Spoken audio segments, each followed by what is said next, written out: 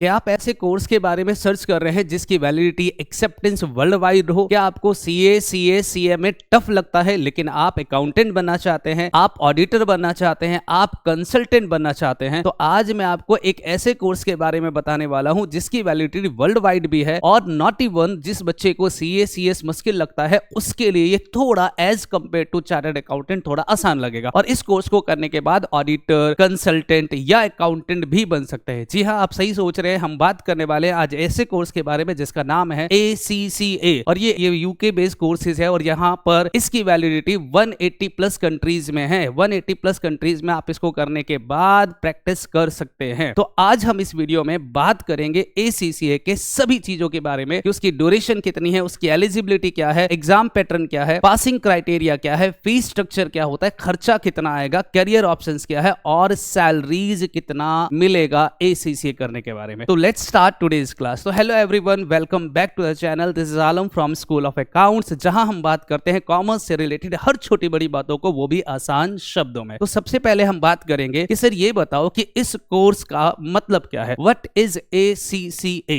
ये होता क्या है? तो बेटा ACCA का फुल फॉर्म है, ACCA मतलब होता है association of chartered certified accountant, associate of chartered certified accountant. ठीक है, आप जानते हो बेटा ये ग्लोबल क्वालिफिकेशन है, वर्ल्ड वाइड इसकी एक्सेप्टेंस है। 180 से ज्यादा कंट्रीज इस कोर्स को एक्सेप्ट करती है। इसके लिए सर, तो इस कोर्स को हम करते हैं अकाउंटिंग के लिए, ऑडिटिंग के लिए, फाइनेंस के लिए और मैनेजमेंट के लिए इस कोर्स को किया जाता है। मतलब अगर आप ये कोर्स करते हो तो इससे अकाउंटिंग कर सकते हो, ऑडिटिंग कर सकते हो, मैनेजमेंट कर सकते हो और फाइनेंस की बातें कर सकते हो आप इसमें। सर ये कंपनी है कहां की? तो बेटा this company is founded in UK, ये यूके में है लेकिन इसे एक्सेप्ट करते हैं कितने? 180 से ज्यादा कंट्रीज। मतलब आप इंडिया में तो ACCA के बेसिस पे काम कर सकते हो, प्लस इसके अलावा 180 से ज्यादा कंट्रीज में काम कर सकते। अब बात करते हैं सर, ये एग्जाम में इसकी फ्लेक्सिबिलिटी होती है। फ्लेक्सिबिलिटी का मतलब होता है बेटा इसमें टोटल 13 सब्जेक्ट क्लियर करना होता है, टोटल 13 सब्जेक्ट क्लियर करना होता है। लेकिन जैसे कि हम CA में जानते हैं, CA में क्या होता है कि सर 3 ग्रुप है, 3 स्टेजेस है, फाउंडेशन, इंटरमीडिएट और फाइनल। अगर आप जानते हो कि फाउंडेशन में हमारे पास 4 सब्जेक्ट है, 4 में से हमें चारों में पास होना कंपलसरी है एट अ टाइम, एक ही बार। अगर मान लो 4 में से 3 सब्जेक्ट में पास हो जाते और एक में फेल हो जाते तो चारों सब्जेक्ट दोबारा देना पड़ेगा, लेकिन यहां पर ऐसा नहीं है। यहां पर आप इंडिविजुअल सब्जेक्ट दे सकते हो। कहता है attempt 1 paper at a time. आप चाहो तो 13 सब्जेक्ट है उसको 13 बार में एग्जाम दे दो। पहले एक सब्जेक्ट की तैयारी करो, फिर एग्जाम देकर आओ, फिर दूसरे सब्जेक्ट की तैयारी करो, फिर एग्जाम देकर आओ, फिर तीसरे सब्जेक्ट की तैयारी करो, फिर एग्जाम देकर आओ। मतलब आप 13 बार इसे अटेम्प्ट कर सकते हो, कोई बड़ी बात। इसके अलावा आप इस कोर्स को स्टडी कर सकते हो विद जॉब। मतलब आप कोई जॉब करते हो और आप चाहते हो कि मुझे कोई ऐसी डिग्री मिल जाए जिससे मैं अकाउंटिंग कर पाऊंगा, ऑडिटिंग कर सकता हूं या फाइनेंस का काम कर सकता हूं। मतलब मुझे CA मुश्किल लग रहा है और मैं चाहता हूं कि मुझे इक्विवेलेंट टू CA मुझे पावर मिल जाए, तो आप ACCA का कोर्स कर सकते हो। आप जो जॉब कर रहे हो करते रहो, साथ में इस एग्जाम की तैयारी करो, एक एक करके इसका पेपर तैयार करो, इसका एग्जाम दो और आप बड़े आराम से इसको 13 पेपर निकालते ही आपको इसकी डिग्री मिल जाएगी और जिसके बेसिस पर आप as a accountant, as a auditor, as a finance consultant वगैरह काम कर सकते। मतलब इसकी फ्लेक्सिबिलिटी है। 1 पेपर 1 टाइम कर सकते हो, 2 पेपर एक बार में दे दो, 3 दे दो, 4 दे दो, टोटल 13 पेपर है वो आपको क्लियर। मजे की बात है कि अगर आप ACCA कर लेते हो तो इसके बेसिस पर आप काम कर सकते हो कहां? इंडिया में, दुबई में, सिंगापुर एंड यूके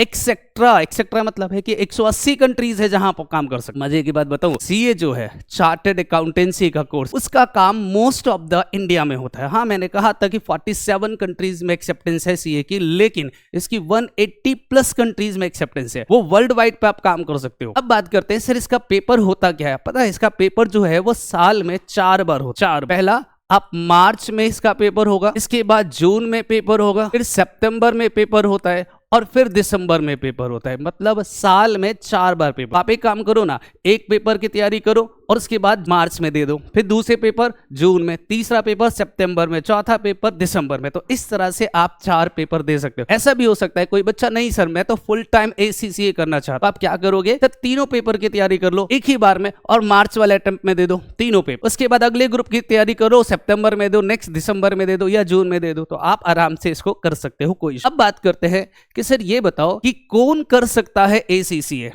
कौन कर सकता है? तो बेटा देखो, कोई भी कर सकता है, मतलब देयर इज नो बाउंडेशन, कोई ऐसी क्राइटेरिया नहीं है कि आप इसके बाद ही करोगे।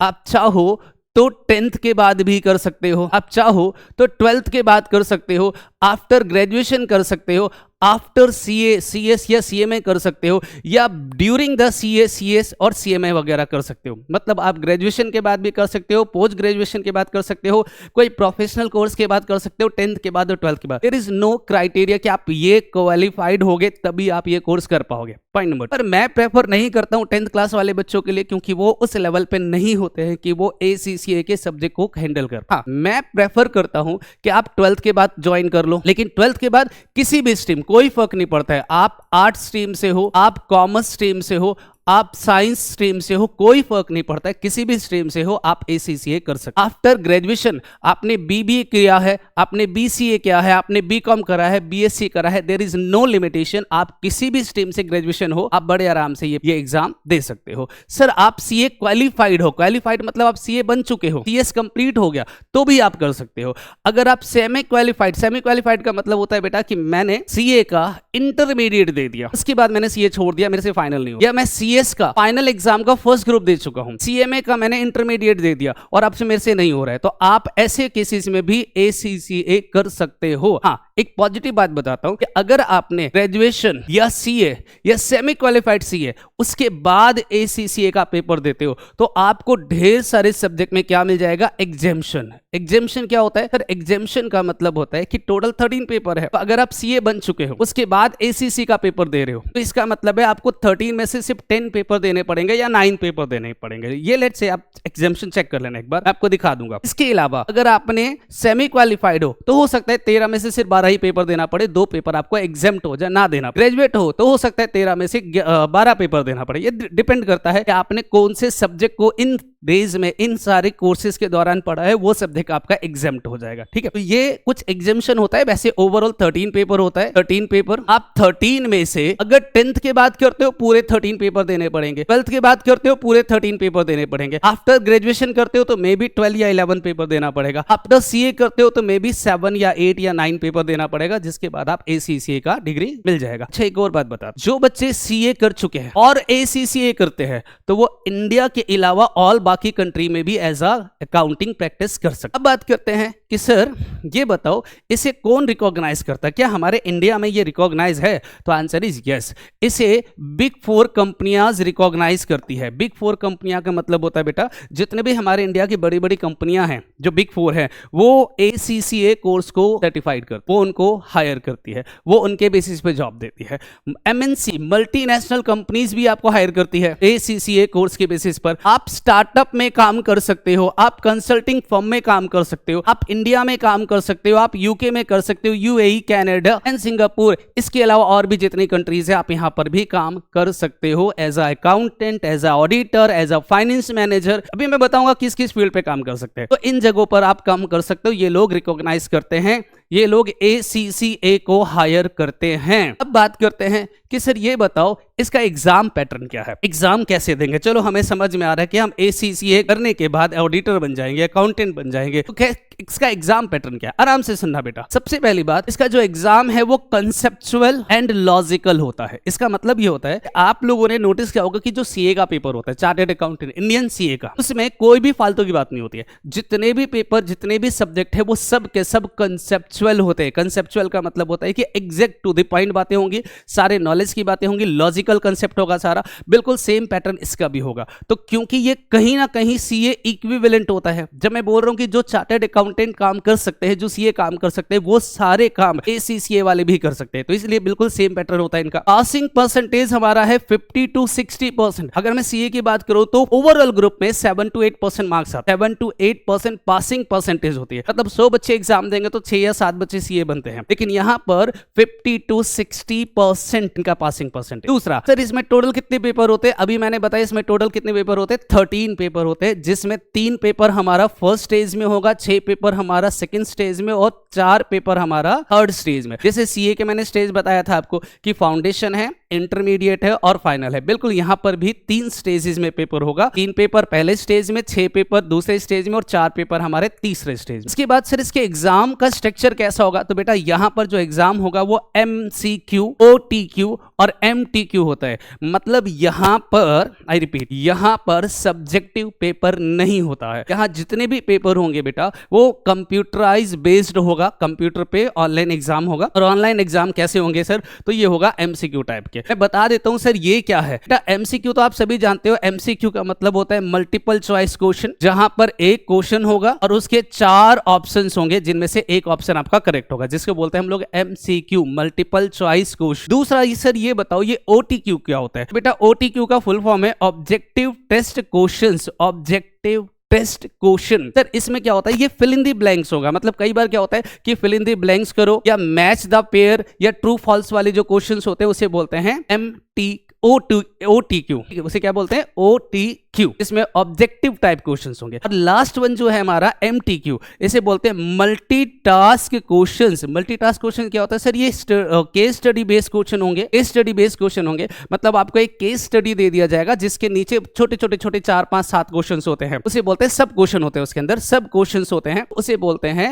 MEQ, multitask question. Case study based question, fill in the blanks वाला आ गया तो हमारे पास OTQ और MCQ तो सभी जानते हैं। इस तीनों टाइप्स के क्वेश्चंस इसमें मिलेंगे। अब बात करते हैं सर इसके स्टेजेस के बारे में। ये बताओ ACCA लेवल में टोटल कितने स्टेजेस हैं। ACC में टोटल हमारे पास 3 स्टेज है। पहला वो स्टेज हमारे पास अप्लाइड नॉलेज, दूसरा स्टेज है अप्लाइड स्किल, तीसरा स्टेज है हमारे पास स्ट्रेटेजिक प्रोफेशनल। जैसे CA में 3 स्टेज होते हैं, फाउंडेशन, इंटरमीडिएट और फाइनल, वैसे ही ACCA में 3 स्टेज होते हैं। अप्लाइड नॉलेज पहला स्टेज, अप्लाइड स्किल दूसरा स्टेज, स्ट्रेटेजिक प्रोफेशनल तीसरा स्टेज। सर अप्लाइड नॉलेज में कितने पेपर होते हैं, अभी मैंने बताया था 3 पेपर होते हैं। मैं दोबारा भी दिखा दूंगा कौन कौन सा पेपर होता है। सर इसमें कितने होते हैं, तो बेटा इसमें 6 पेपर होते हैं टोटल। इसमें कितने होते हैं, तो बेटा इसमें 4 पेपर होते हैं। टोटल कितने पेपर हो गए, तो सर टोटल 13 पेपर हो गए। तो टोटल इस पूरे ACCA में 13 पेपर है। आपको जरूरी नहीं है कि अप्लाइड नॉलेज के तीनों पेपर को एक साथ देना। चलो मैं आगे दिखाता हूं कि कौन कौन सा पेपर होता है। बेटा अप्लाइड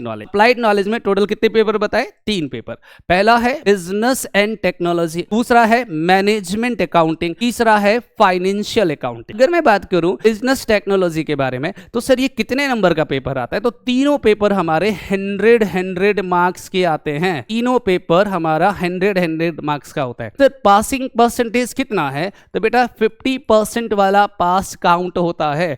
अगर आप 100 में से 50 नंबर लेकर आओगे तो पास कहलाओगे। CA की तरह इसमें 2 क्राइटेरिया नहीं है सर, ओवरऑल 50%, इंडिविजुअल 40% नहीं। इसमें एक ही क्राइटेरिया है, 50% मार्क्स वाला बच्चा पास काउंट होगा, 49 आएगा तो फेल हो जाओगे। सर क्या ओवरऑल भी है, भैया ओवरऑल हो ही नहीं सकता। मैंने आपसे क्या कहा कि हर सब्जेक्ट को इंडिविजुअल आप दे सकते। आप मान लो कोई बच्चा अप्लाइड नॉलेज का पहला पेपर देता है और उसमें उसके 50 नंबर आ गए, पास। दूसरे पेपर की तैयारी करो, दूसरा पेपर देता है और उसमें भी 50 आ गए, पास। तीसरे पेपर की बात करता है उसमें 49 आ गए, तो कोई बात नहीं, तीसरा पेपर अगली बार दोबारा दे देंगे, 50 मार्क्स आ गए, फिर वो पास हो जाएगा। मतलब यहां पर ओवरऑल वाला कोई क्राइटेरिया नहीं है। इंडिविजुअल सब्जेक्ट में 50% मार्क्स आएगा तभी आप इस सब्जेक्ट को क्रैक कर। इसे रिपीट करो, कितने सब्जेक्ट है, 3, लेकिन तीनों इंडिविजुअल भी दे सकते हो, इकट्ठा भी दे सकते हो। अगर कोई कहता है सर मैं एक एक करके दूंगा, एक एक करके दे दो। अगर किसी को लगता नहीं सर मैं तीनों सब्जेक्ट एक साथ तैयारी करके दूंगा, तीनों सब्जेक्ट एक साथ तैयारी करके दे दो, कोई दिक्कत। इसके बाद सर 100 मार्क्स का क्वेश्चन पेपर होता है, 50 मार्क्स लाना कंपलसरी होता है। दूसरा सर ये MCQ टाइप के क्वेश्चंस होते हैं, अभी मैंने बताया। प्लस सर ये कंप्यूटराइज बेस्ड होता है, मतलब कंप्यूटर पे आपको MCQ टाइप के क्वेश्चंस मिलेंगे। कुछ आपको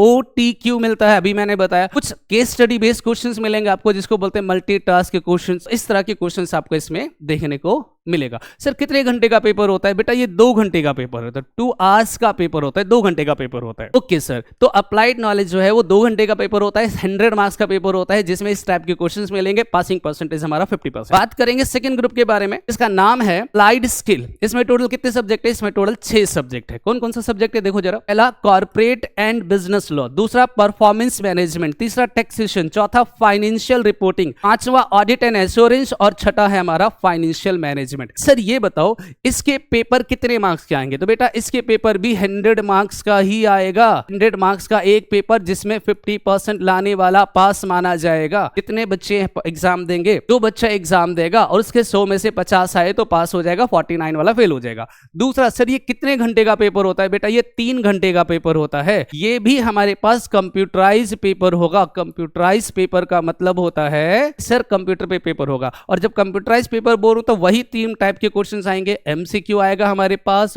ओटीक्यू आएगा हमारे पास, MTQ आएगा हमारे पास। 3 केस स्टडी वाले क्वेश्चंस हमारे ज्यादा आते हैं इस केसेस में और फाइनल वाले केसेस में। ओके सर, इसके बाद थर्ड स्टेज जो है हमारे पास है वो है स्ट्रेटेजिक प्रोफेशनल। इसमें कितने सब्जेक्ट हैं? तो देखो पहले मैंने लिखा है यहाँ पे कंपलसरी, मतलब ये दोनों सब्जेक्ट तो आपको कंपलसरी देना ही पड़ेगा। इन दोनों सब्जेक्ट का पेपर देना पड़ेगा। इंडिविजुअल दो, एक साथ दो, मर्जी आप। और इसके बाद मैंने लिखा है ऑप्शनल। ऑप्शनल का मतलब है कि इन 4 में से कोई 2 सब्जेक्ट आपको सिलेक्ट करना है। जैसे कोई बच्चा ऑडिट का पेपर कर दे और एडवांस टैक्स दे दे, सफिशिएंट, ये दोनों देने की जरूरत नहीं है। कोई बच्चा कह रहा है नहीं सर मैं एडवांस फाइनेंशियल मैनेजमेंट देना चाहता हूं और एडवांस टैक्स देना चाहता हूं, कोई बात नहीं, फिर ये दोनों छोड़ दो। तब इन चारों में से 2 + 2 टोटल 4 सब्जेक्ट आपको देना है। फिर ये बताओ कितने मार्क्स का पेपर आएगा? बेटा बताया तो सही, ये भी 100 मार्क्स का पेपर होगा। पासिंग परसेंटेज वही है, 50% वाला पास होगा, उससे कम वाले को फेल माना जाएगा। लेकिन यहां पर ये 4 घंटे का पेपर होता है, 4 आवर्स का पेपर होता है, जिसमें से